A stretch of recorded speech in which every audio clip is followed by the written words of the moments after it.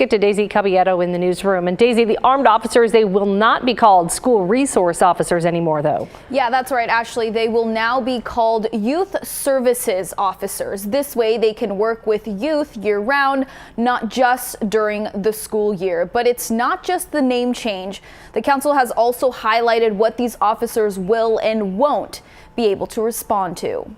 After hours of debate and deliberation, the Beaverton City Council approved to keep armed police officers in the district in a 5-2 vote. The vote in front of us last night was not, do we want YSOs in the school district or not? It was, do we want to be a service provider?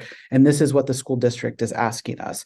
This 2-year contract will be between the city of Beaverton, the district, and other agencies, as they will divide the cost for armed officers that will now be called youth services officers instead of school resource officers. You know, that was really at the direction of our police chief, and she wanted to have officers that their entire focus was around young people when they're not only when they're working in the schools, but times when they're not assigned to the schools. The council also voted on what YSO's duties will and won't consist of. Some of them include supervising after-school activities, taking reports on drugs, alcohol, and harassment, patrolling the school, and responding to serious calls like an active shooter.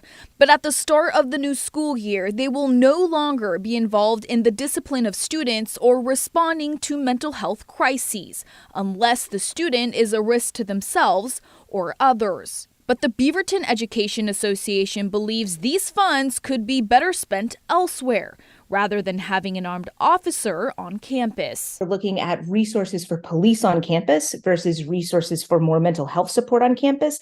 I think our association is always going to lean toward, we need more resources for mental health on campus. We need more resources for just general support of students who are struggling right now. Mayor Beatty says quarterly reportings will be provided to the City Council to ensure proper training on LGBTQ+, neurodivergent, and refugees is provided to teachers, administrators, and YSOs. Now, Council Husson and Teeter voted no last night, while the other 5 voted for the 2-year contract. Brittany, Ashley. All right, Daisy, thank you.